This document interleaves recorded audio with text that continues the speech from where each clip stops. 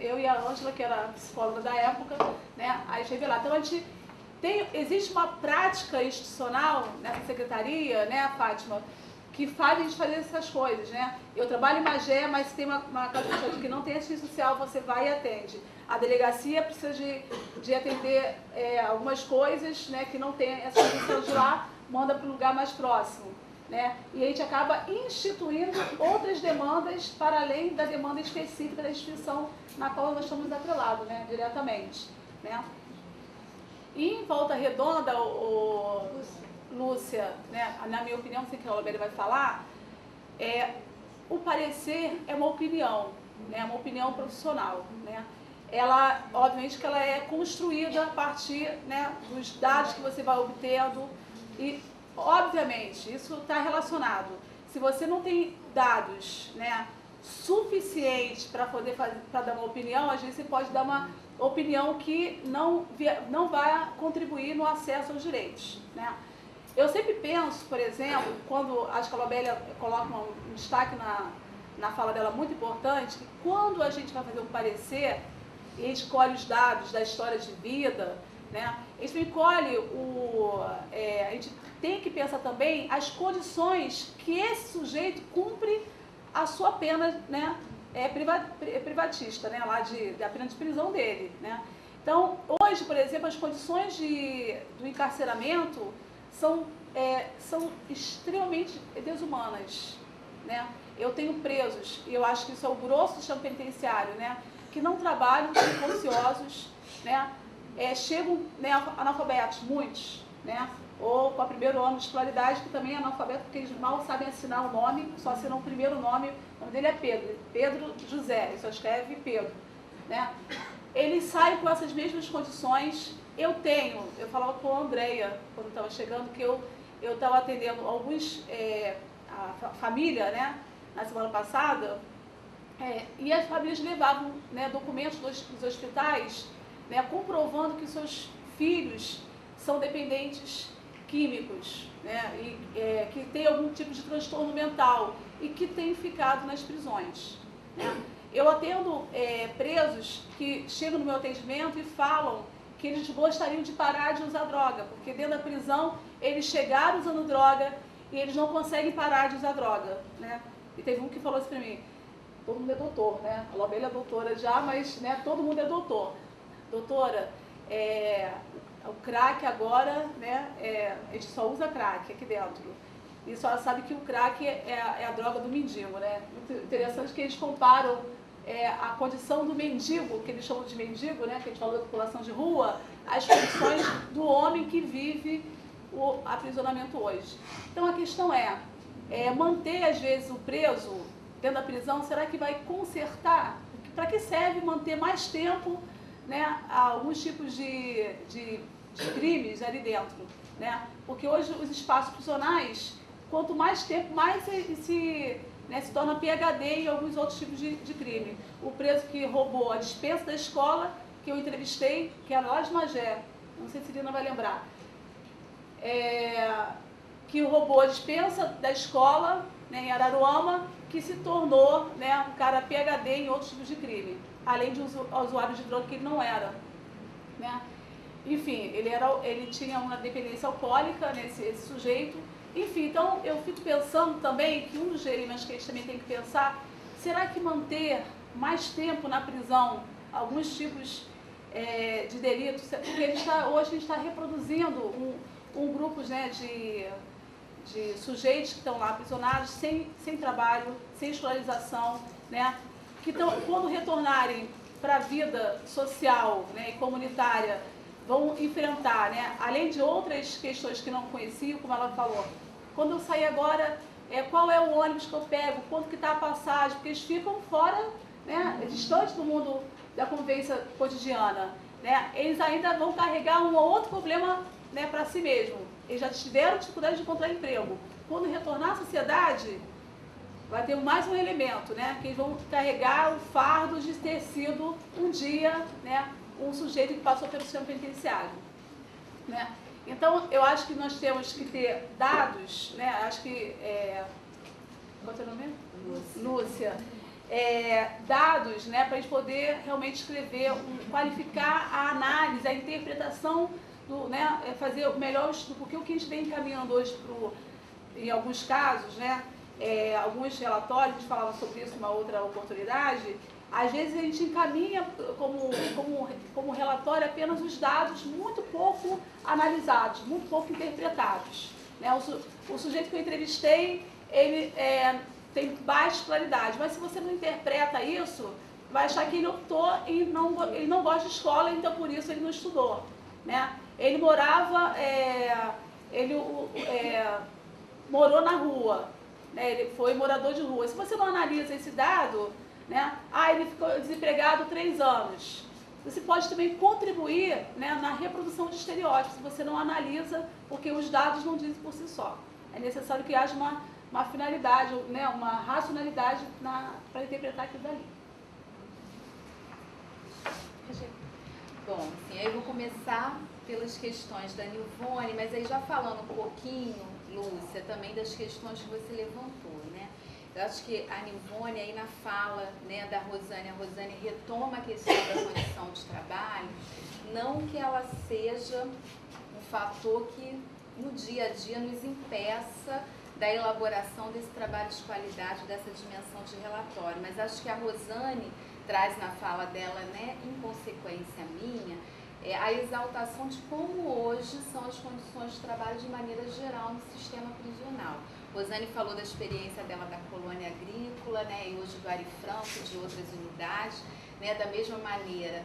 Né, eu tive uma experiência no hospital penal, que aí era um público de 80 presos, uma assistente social, e aí, de fato, desde lá, né, Leopoldina, estou vendo ali, né, me recepcionou quando eu cheguei no sistema, né, enquanto supervisora naquela época, né, dava todo o apoio, e aí dentro daquele contexto, dentro das características e especificidades daquela unidade, muitas vezes quando chegava o pedido oficial, eu sabia já de tudo efetivamente que ia entrar naquele relatório. Eu poderia dizer que o relatório já estava organizado, já tinha essa riqueza de informações no prontuário.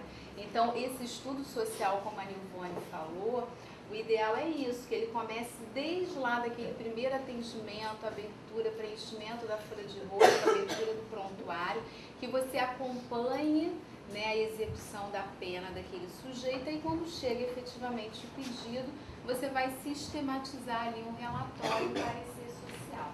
Concordo com a Rosana que tem unidades que isso é inviável frente à demanda, né, de trabalho do serviço social, ao quantitativo de presos, né, em relação ao quantitativo de assistentes sociais.